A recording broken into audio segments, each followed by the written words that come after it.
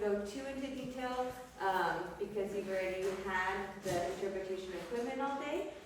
But for the English speakers, feel free to try it out, try it on. Para las personas que hablan inglés, por favor, pues es una invitación de probarlo y poner el equipo.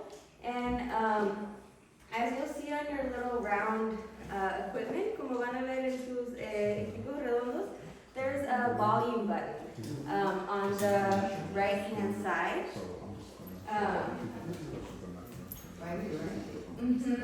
Yeah, the last two little gray buttons to your right-hand side and the little arc are your volume buttons. Entonces los dos botones al lado derecho, en el arco de botones, son para el volumen y así pueden ajustar el volumen. There you can adjust the volume. So when English speakers are speaking, you can turn, and you don't want to hear the Spanish interpretation, you can turn down the volume. And then when your comrades that speak Spanish are speaking, you turn up the volume so that you can hear it in English. Entonces cuando las personas que están hablando en inglés y para las personas que hablan inglés, pueden bajar el volumen para no escuchar la interpretación en español. Pero cuando sus compañeros están hablando en español, hay que subir el volumen para escuchar lo que están diciendo en inglés. Y viceversa para las personas que hablan español, and vice versa for the people that speak Spanish. So, we don't want to take too much of your time, but if there's any questions, no queremos tomar demasiado tiempo, pero si hay algunas preguntas antes de ir empezando, ¿sí? It's not translating anything yet. Oh, no, and so we'll do one little test. Okay. Y vamos, dice que no, ahorita no está traduciendo nada, pero vamos a hacer un test ahorita mismo, ¿ok? Okay, this is a test. Can you hear, is your equipment working? Es un test, el equipo está funcionando. Y pueden ajustar el volumen, you can adjust your volume to your comfort level.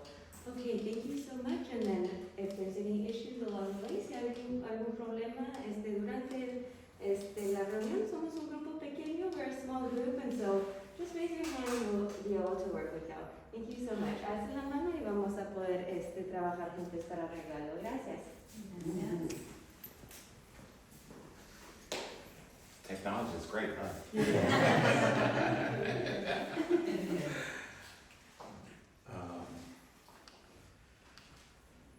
So,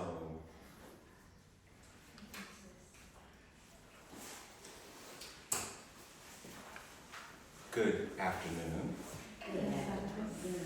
My name is Michael L. Benjamin Robinson, and I live here in New Orleans, but I'm originally from Jackson, Mississippi, where I was born and raised, but I've lived here for about 15 years. Thank you. Hey, homegirl, from my hometown. I want to start differently than I had planned. Have some slides here, and I'm going to go through them. However, I was inspired by this morning when I heard her name was Marissa speaking. And a lot of what she said really touched me. Just hearing her go through what maybe many of us have worked in HIV had to kind of go through, learning how to be compassionate and sensitive, understanding, knowledgeable, willing to do self-reflection. That took a lot of bravery for her to do what she did and to tell that story about where she came from and where she is now, but it was so inspiring. So I thought it was important for me I thought about it, and it was 30 years ago. Almost. This December will make 30 years. My first love died. He was only 22 years old. His name was Kenneth Van Vliet.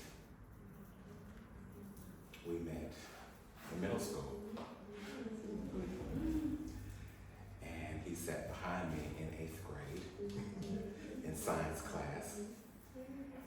And some of you guys probably aren't as old as I am, so you don't remember what some of the desk chairs used to be like, where you had the little backside where you could, it was a common thing for kids to do. You would slide down in your chair and you could knee the person in the front of you in the back. It was just a way of annoying the person in front of you. So in 8th grade science class, he used to do that a lot. And I was like, why is he doing that? Like, that is so annoying. Stop. Well, long story short, I learned later on that was him flirting with me. I didn't know that that's what that was at the time. But it was interesting because I learned about this young man. I learned that he had been given up by his biological mother, who I believe was an addict. And like many of you may have seen in your own families or happened to you personally, his grandparents adopted him. So he grew up thinking that his grandparents were his biological parents and that his aunts and uncles, including his mom, were his siblings. Unfortunately for him, when he was about 7, his grandparents were probably the only ones that really gave him stability. And I guess really showed him love unconditionally. Because I think mom had some issues, and maybe him being born was maybe somewhat of an embarrassment to some of the family as well. But grandparents, as grandparents do, loved him anyway. Unfortunately, they died in a house fire when he was about 7. And then he was left to what he thought was his uncle. Well, what he thought was his brother, but actually was his uncle. And that's who he spent the rest of his growing up years with. What's unfortunate is that his uncle, brother, hated him. And he hated him because when he was about 12 years old, his uncle, brother, was gay and also had a lover who apparently sexually assaulted, molested him at about 12 and infected, or he acquired HIV as a result of that encounter at 12. This is before I met him. All this happened before I met him, but this is what I learned as his young lover. And it was sad. It was a very, very sad story, but it also set the pace for me understanding why he was so damaged and why the love that I showed him was almost addictive for him. Like he held on really tight. Tight to the point that it was scary for me. Like, oh, whoa, wait up. But our relationship carried on throughout high school. I went off to college. He ended up dropping out of high school. There's a lot of stuff I have to leave out here. But before I went to college, I got a call from the health department. I was doing this kind of work even then. I was working for a group called the RAP Team. I remember when I used to do that. I used to travel the state talking about HIV and AIDS and all manner of risky behaviors with teenagers. So I was informed. And part of the reason why I was informed because of the stuff I had gone through with him and learning about what was going on with him, it made it personal for me. But one day I got a call from the health department. You need to come in to be tested for HIV because you come in contact with someone who has it. I immediately knew who they were talking about. But obviously I was devastated and scared and frightened. This was 1991. still felt like a death sentence. Even though even then, it really wasn't even then. But it felt like it. So I went to the health department. I remember it was a Tuesday. That's just how well it stuck with me. And then those days, it took a week for you to get your test results back. You had to go back to the clinic and get your test results. Nothing like it is today. And I lost some weight that week because I was so stressed out at 17 years old. My God, what had I gotten myself into? I went back that following Tuesday to get my test results, and I remember everything going so slow. If you've ever had what feels like a life-threatening moment, your perception, your brain will slow down everything that's happening, and you can perceive things that you normally would kind of just skip over. The brain is amazing in that way. And so everything slowed down. And I just remember the lady singing like she was taking so long to get to my paperwork. And when she pulled it out, she slowly sat down in front of her, and she looked kind of with this almost condescending type of air about her. And she looked at the paper. Where are my glasses at? She had glasses and she looked, thank you. You know how to do shit. Well, it looked like it came out all right this time, is what she said. And Doc, don't you know, that didn't even register though. It did register because I still remember it, but it kind of didn't register at the same time. I just told the lady, I said, show me on this piece of paper where it says I don't have, because you know the paper says reactive, non-reactive, it's check marks and stuff. So I didn't know what I was looking at. I said, show me where it says that I don't have it. You see right here where it says non-reactive? That's what that means. I said, okay. I walked out, and I could not even make it to my car because I was so grateful in that moment. But it changed my life. I remember going to his house afterwards. And I think he thought I was going to be so angry with him. But because of the work I had already done at that moment, I wasn't. I knew that I had put myself in that situation as well. I could not hold him entirely responsible because it's my job to protect me, not someone else's. I still preach that in counseling now. I didn't even know I was going to be a mental health therapist back then. But I knew that then, and I know it now as a good way of mental health. You have to be responsible for your own health, safety, and security. If when you come home every day, your partner swings a frying pan at your head,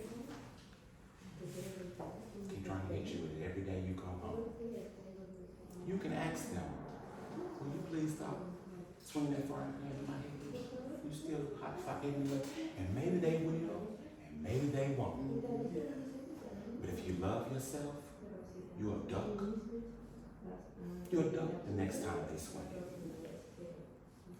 That's your responsibility to take care of self, not to put it in the hands of someone else to take care of you. That's irresponsible and not good mental health and well-being. I had to learn that lesson very early in life. So I was scared, I was disappointed, but I wasn't angry. Actually, so I skipped something. I went to him the day I took the test, not the day that I got the results. So I didn't know what the answer was. But I wasn't angry. And I think he wept. Because I think he was so smart. Because even when we were kids now, What I didn't say is that we were having sex all throughout high school. So I was exposed on a number of occasions. But Doc, don't you know? We never used condoms, not one time.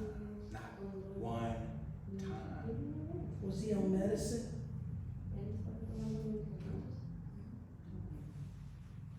It was no medicine. There were no antiretrovirals for him at that time. And he was a kid. Okay. So I stand before you today free of HIV. And I always say only by the grace. So I invoke his name today, Kenneth Van Vliet, because he changed my life. He saved it at the same time. Because after that, I made a commitment to myself, to protect myself. I never had sex without using protection after that time. And I preached it to the mountaintops. Anybody that knows me back from where I'm from knows I was out on the streets, behind the clubs, in the church, wherever they asked me to be. I was preaching it, and I was telling that testimony and saying, protect yourself. And again, it all came from that. It was a lot of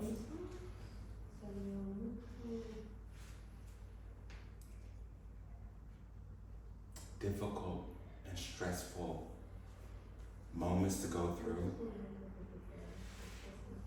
Because again, we're talking about the 90s, the early 2000s.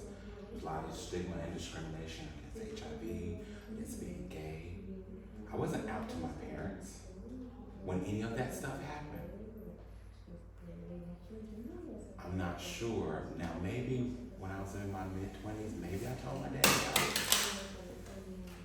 But otherwise, I don't know if they even really still know that that happened to me.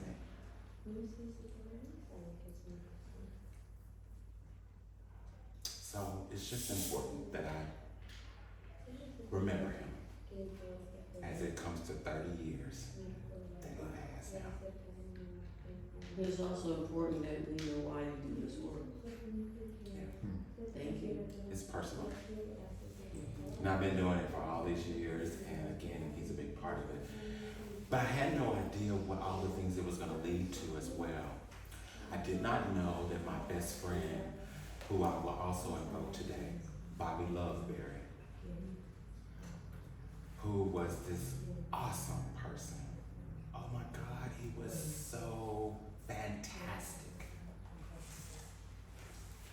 And I hate that the world doesn't get to have more of him, because he was a special person who really showed me what friendship is.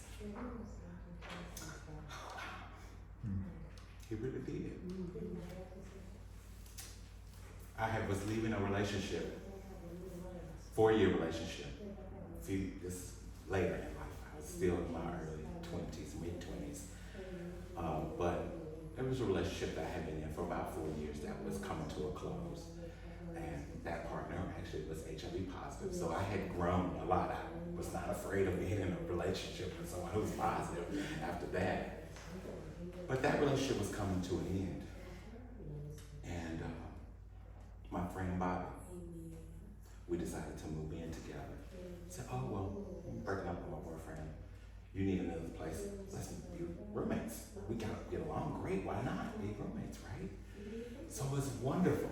I moved in January. By February, from another story, I lost my job. And I wasn't able to get one right away. My car got repossessed. I had 2 little part-time jobs. I still had the rap team, which didn't pay a lot, but it was something. And I think I had another little part-time job. So I had a little bit of money that was coming, but not enough to pay my bills. And I had just signed a lease with my friend. Don't you know that Bobby picked up an extra job? He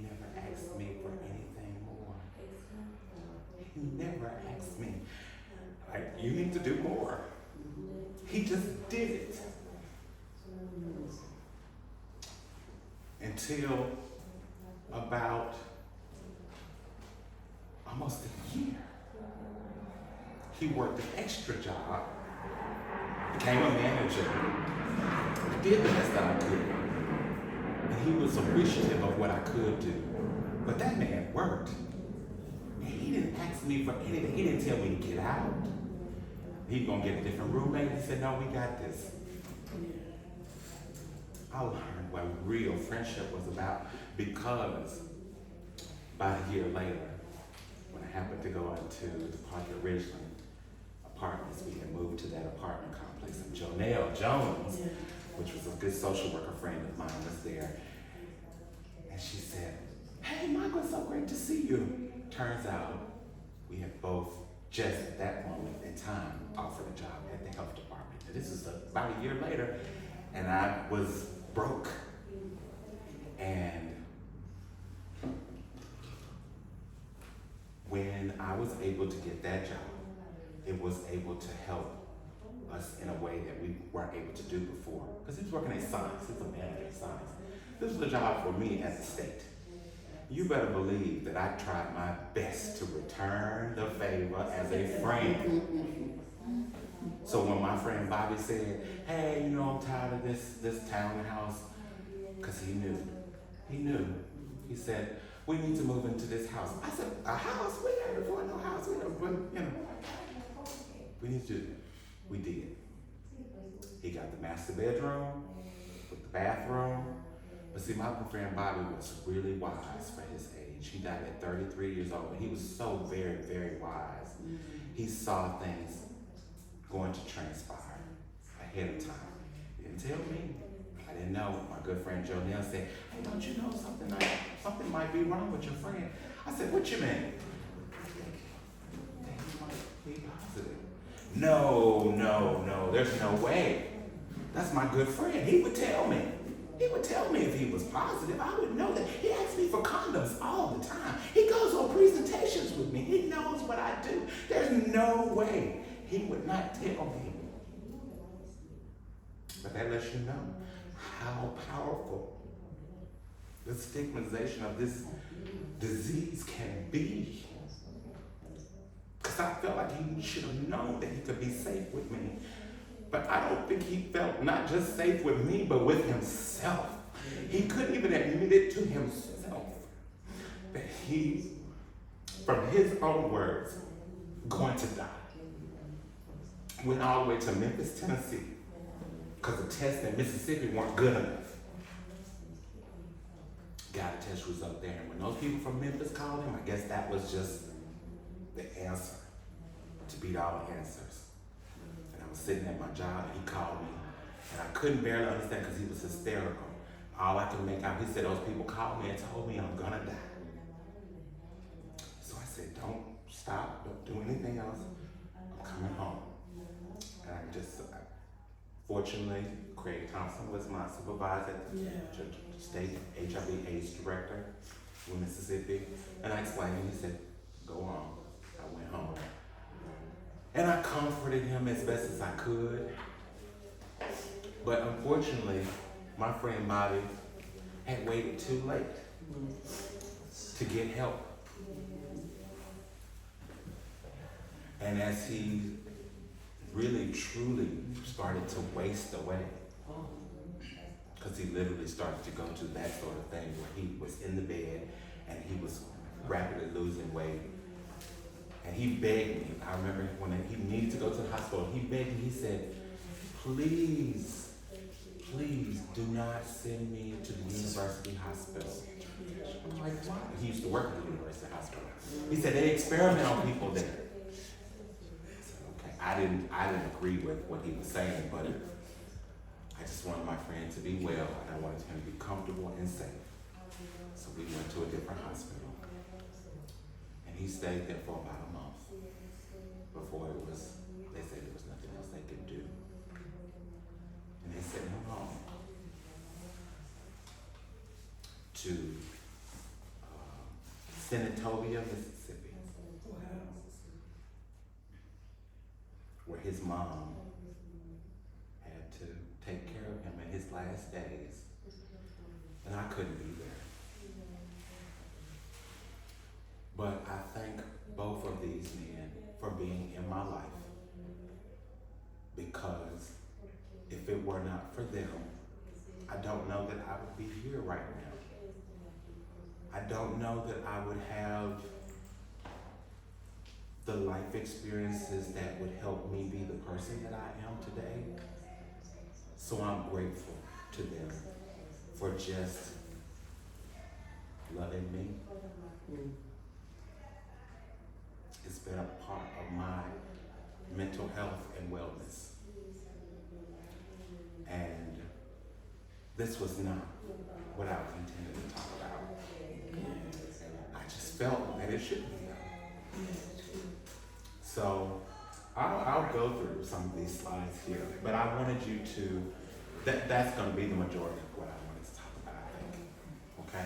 But I just wanted to share that, because it's a part of my own mental health and wellness, and it's a part of what these young men had to go through to deal with having HIV and dealing with family and friends and molestation and rejection and not knowing about your status and knowing about your sexuality and dealing with religious trauma and all these other things that come along with it, because that was all a part of it. So, I'm sorry, did you? I just wanted to ask you two questions, if you don't mind. One is, how, you seem very solid, how were you able to navigate through all those ups and downs? I mean, it didn't, you were able to still be resilient and keep moving through life, even with all that going on. I think a lot of us can relate to what you're saying, but some of us, that devastation was enough to just stop you in your tracks. How did you keep going? Paralysis. Grace of God. My parents, who didn't even know, but still their love was strong enough. Mm-hmm. My other family members, my ancestors, Mm-hmm. my work moms, those kind of supports. But really and truly, let me go back to one that I really think is really meaningful. My ancestors. See, just like many of you, there are people who suffer for you to sit where you're sitting right now. Now, some of y'all have to understand what I'm saying here. To even sit in these walls at one time, somebody had to suffer blood, sweat, and tears.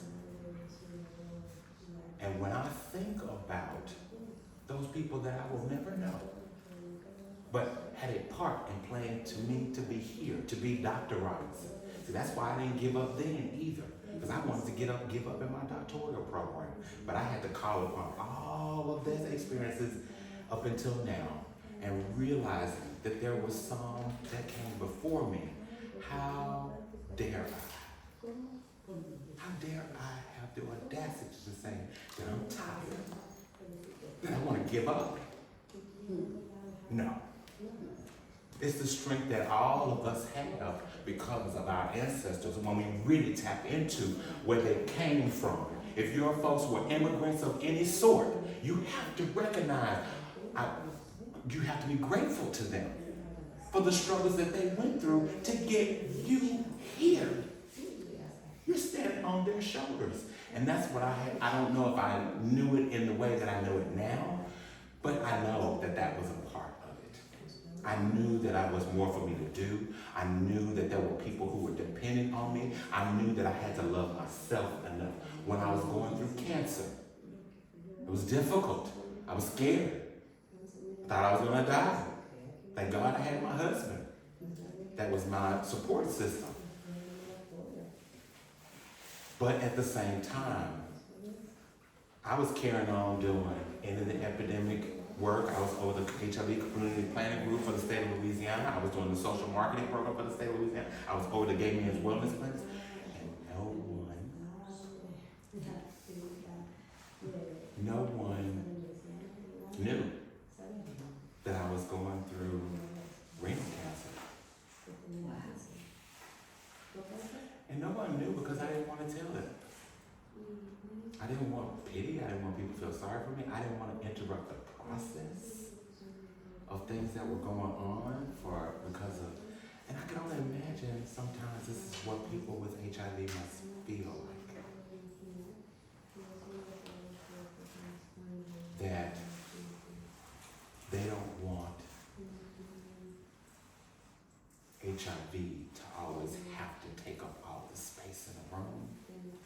Can you just see me as a person? Why do you have to see my disease? Why do you have to see that all the time? I get that. I get it. To some degree. I could never understand it completely because I'm not HIV positive. But in that sense, the universe has given me those experiences so that I am able to try to do a better job at being an advocate, a friend, a therapist, an educator. And so I thank you. I thank all of the folks that are here and those who have come into my life to help be a part of that. I remember my friend here. I remember sitting on advisory boards with you. Yes, I appreciate that. I remember my friend here, Sasha, who I'm always loving to see and makes my heart filled with joy because this is just an example of what living and thriving looks like. See my friends Bobby and Kenneth, they didn't get that. They didn't get it. But my heart sings though, because we live in a time where people can live and thrive. I just wish they had been here long enough to see that. Okay. So I'm out of time. I hope this was okay, that I did what I did instead of what I had planned to do. But I don't have many slides here. They're just only like 5 of them or so. But I wanted to just at least hit the highlights of it. If I could, I'm not sure. You got 10 minutes, Michael. Okay, I'm sure I can make that work. I'm happy to take questions or comments though. Just get this right. Okay. I think I can be able to get it.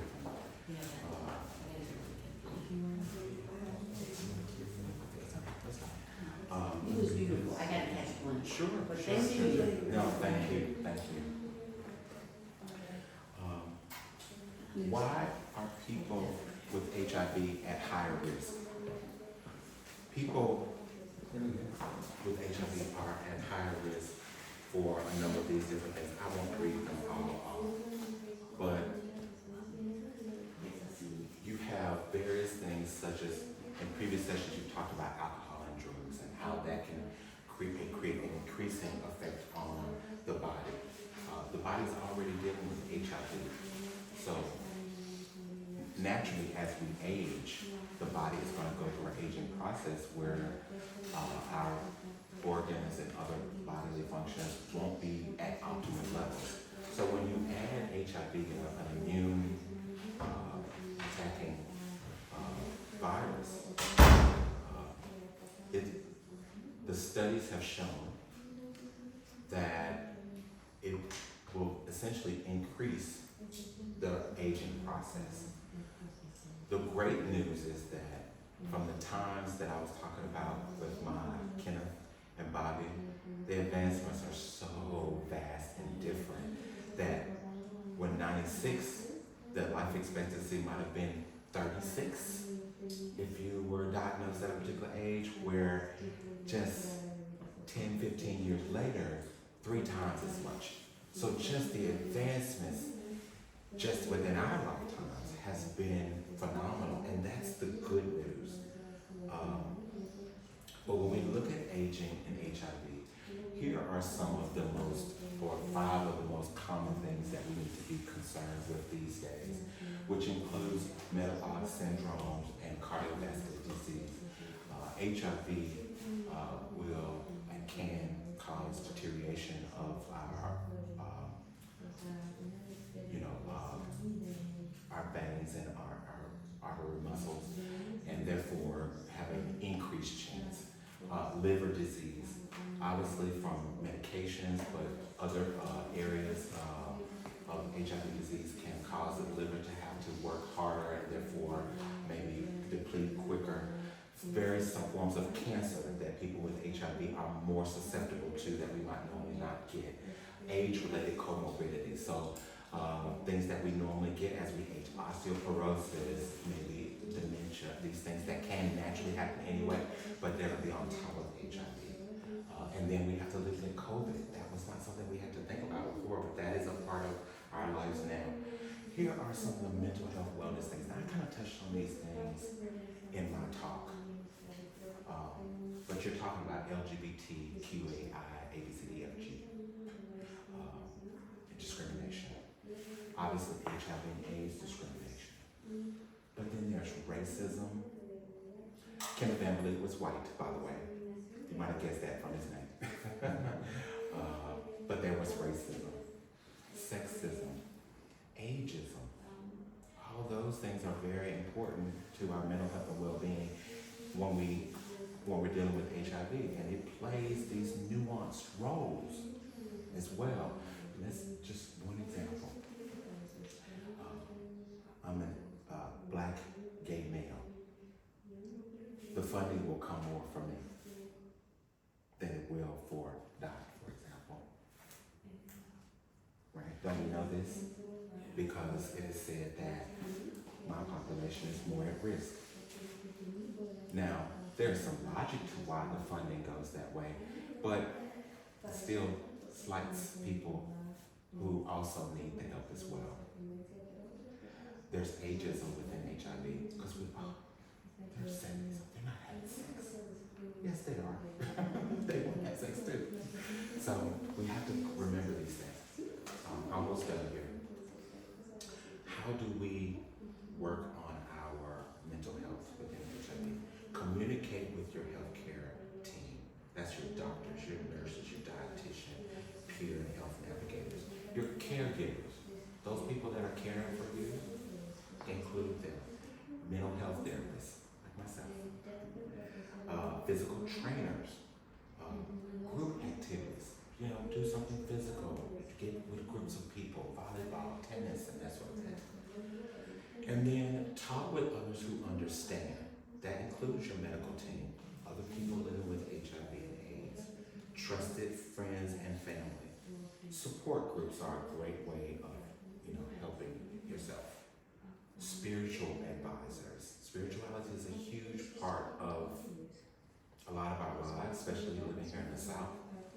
Let's use that as a way of healing and growing. Online groups. We live in a different age now that everything is online, so why not use online groups? Meditation is something that you can do individually. Mr. Cole, Deborah Cole, did a grounding meditative exercise this morning. That's helpful. And then help in crisis intervention lines are also good as well. So that concludes what I had on the slide presentation. But if there's maybe a minute or two left, are there any questions or comments?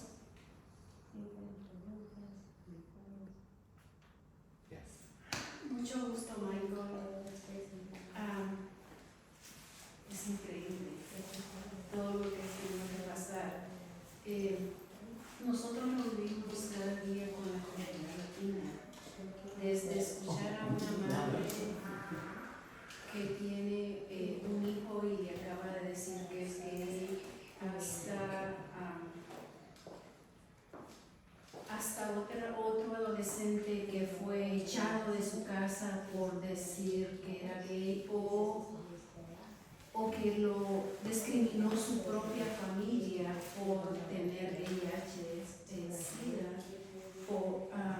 Es muy triste y nuestra comunidad latina no tiene tanta suerte como la que tiene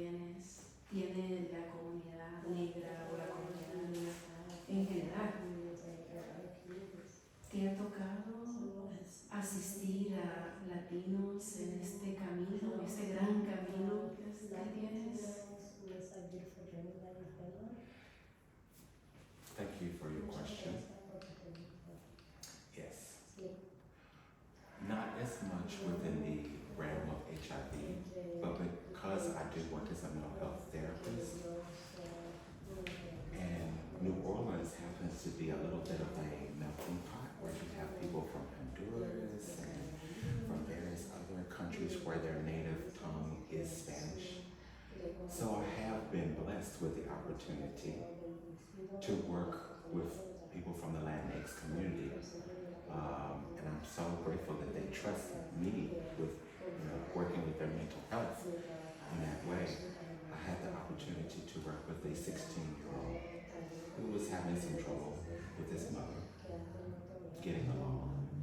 Wasn't dealing with HIV, but he was using substances, which, as we know, can be a way of becoming, engaging in risky behaviors, such as unprotected sex, using drugs, and that sort of thing. Using drugs that would cause HIV, by the way. So I want to be able to do more. In fact, I'm in the process now of hiring a bilingual therapist just so that I can be able to reach more individuals in the Latinx community. Sí, y te pregunté eso porque no hay mucho acceso disponible. Aunque las instituciones dicen que hay, no hay mucho. Y sobre todo para los padres y las madres. Nos toca escuchar a madres, sobre todo las madres, que son las que son más tolerantes, sufrir en esos temas, porque no saben cómo tratarlo. Y nosotros, yo no soy psicóloga, solamente escucho y de repente facilitamos el acceso a los servicios, pero es muy duro. Yes. I think that we have to be intentional about the strengths that we have in our community. When I'm hearing you talk about the Latinx community, I think of my own community as well, knowing that there are some similarities in us not being able to have all the resources that we need. But I think what we may share, our communities may share in common, is the strength, the resiliency, the community. And I think part of what we'll have to do is look inward, asking for more of our own people to do more. It's not the only answer. We need outside help too. We all do. But I think the scripture says something about how it starts at home. So I think let's get together and let's all bring all of our resources that we do have together. And then let's shout from the mountaintops for everything else that we don't have and that we rightfully deserve. Let's band together. Your community, my community, men, women, Hispanic, non-Hispanic, Latin, non-Latin. If we're marginalized, if you're marginalized, I'm marginalized. I'm marginalized, you're marginalized. We all need to work together. Don't you agree? So there's a lot of work to do, my friends. No easy answers. But today, days like today, can be a real starting point for starting something new that we hadn't done before. Let's be brave. Let's be bold. Let's do things that we haven't done before. Thank you. Michael, one more time, can you say your name, your contact info, so for the... Yes, my name is Dr. Michael L. Benjamin Robinson. I'm with BACH Therapeutic Counseling Services here in New Orleans, Louisiana. Our website is www.bachTCS, that's BACHTCS.com. Our phone number is 504-677-8854. Thank you.